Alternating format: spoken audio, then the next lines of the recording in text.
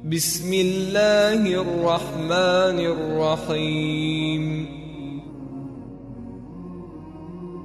رسول اللہ صلی اللہ علیہ وسلم نے فرمایا کہ جو شخص عدس کرے اس کی نماز قبول نہیں ہوتی جب تک کہ وہ دوبارہ وضو نہ کر لے۔ حضر موت کے ایک شخص نے پوچھا کہ عدس ہونا کیا ہے؟ آپ صلی اللہ علیہ وسلم نے فرمایا کہ پاخانہ کی مقام سے نکلنے والی آواز والی یا بے آواز والی ہوا۔ صحیح بخاری حدیث نمبر 135۔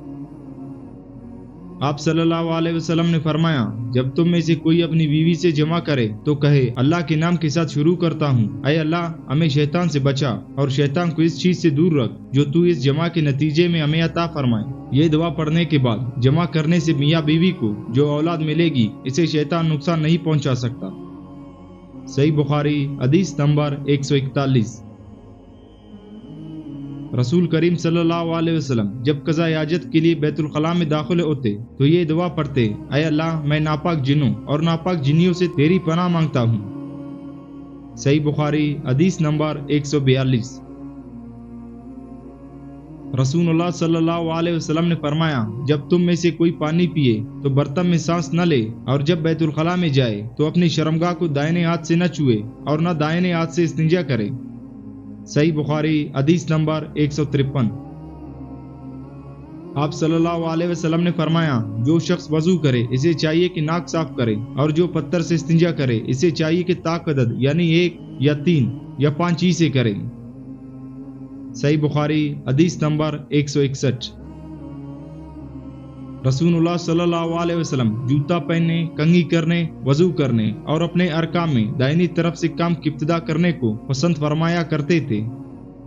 صحیح بخاری حدیث نمبر 168۔ رسول اللہ صلی اللہ علیہ وسلم نے فرمایا کہ جب کتا تم میں سے کسی کے برتن سے کچھ پی لے تو اس کو 7 مرتبہ دھو لو تو پاک ہو جائے گا۔ صحیح بخاری حدیث نمبر 172۔ رسول اللہ صلی اللہ علیہ وسلم نے فرمایا کہ ایک شخص نے ایک کتے کو دیکھا جو پیاس کی وجہ سے گیلی مٹی کھا رہا تھا، تو اس شخص نے اپنا موزہ لیا اور اس سے پانی بھر کر پلانے لگا حتیٰ کہ اس کو خوب سیراب کر دیا۔ اللہ نے اس شخص کے اس کام کی قدر کی اور اسے جنت میں داخل کر دیا۔ صحیح بخاری حدیث نمبر 173۔ رسول کریم صلی اللہ علیہ وسلم نے فرمایا کہ بندہ اس وقت تک نماز ہی میں رہتا ہے جب تک وہ مسجد میں نماز کا انتظار کرتا ہے۔ صحیح بخاری حدیث نمبر 176۔ رسول اللہ صلی اللہ علیہ وسلم نے دودھ پیا، پھر کلی کی اور فرمایا اس میں چکنائی ہوتی ہے۔ صحیح بخاری حدیث نمبر 211۔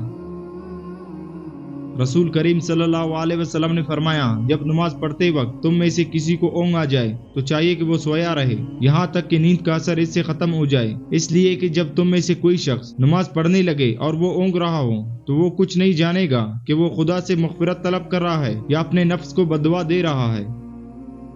صحیح بخاری حدیث نمبر 212۔ رسول کریم صلی اللہ علیہ وسلم ہر نماز کے لیے نیا وضو فرمایا کرتے تھے۔ میں نے کہا تم لوگ کس طرح وضو کرتے تھے؟ کہنے لگے ہم میں سے ہر ایک کو اس کا وضو اس وقت تک کافی ہوتا جب تک کوئی وضو توڑنے والی چیز پیش نہ آ جاتی، یعنی پیشاب، پاخانہ یا نیند وغیرہ۔ صحیح بخاری حدیث نمبر 214۔ ایک خاتون نے رسول کریم صلی اللہ علیہ وسلم کی خدمت اقدس میں اپنا چھوٹا بچہ لے کر آئے جو کانا نہیں کہتا تھا یعنی شیر خوار تھا۔ رسول کریم صلی اللہ علیہ وسلم نے اسے اپنے گود میں بٹھا لیا۔ اس بچے نے آپ صلی اللہ علیہ وسلم کے کپڑے پر پیشاب کر دیا۔ آپ صلی اللہ علیہ وسلم نے پانی منگوا کر کپڑے پر چھڑک دیا اور اسے نہیں دھویا۔ صحیح بخاری حدیث نمبر 223۔ ایک عورت نے رسول کریم صلی اللہ علیہ وسلم کی خدمت میں حاضر ہو کر عرض کی کہ حضور فرمائیے ہم میں سے کسی عورت کو کپڑے میں ایز آ جائے تو وہ کیا کرے؟ آپ صلی اللہ علیہ وسلم نے فرمایا کہ پہلے اسے کرچے، پھر پانی سے رگڑے اور پانی سے دھو ڈالے اور اسی کپڑے میں نماز پڑھ لے۔ صحیح بخاری حدیث نمبر 227۔ رسول کریم صلی اللہ علیہ وسلم سے چوہے کے بارے میں پوچھا گیا جو گھی میں گر گیا تھا۔ فرمایا اس کو نکال دو اور اس کے آس پاس کی گھی کو نکال پھینکو اور اپنے باقی گھی استعمال کرو۔ صحیح بخاری حدیث نمبر 235۔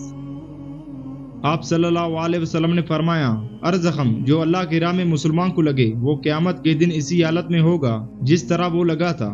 اس میں سے خون بہتا ہوگا جس کا رنگ تو خون سا ہوگا اور خوشبو مشک کی سی ہوگی۔ صحیح بخاری حدیث نمبر 237۔ آپ صلی اللہ علیہ وسلم نے فرمایا کہ پینے کی ہر وہ چیز جو نشہ لانے والی ہو حرام ہے۔ صحیح بخاری حدیث نمبر 242۔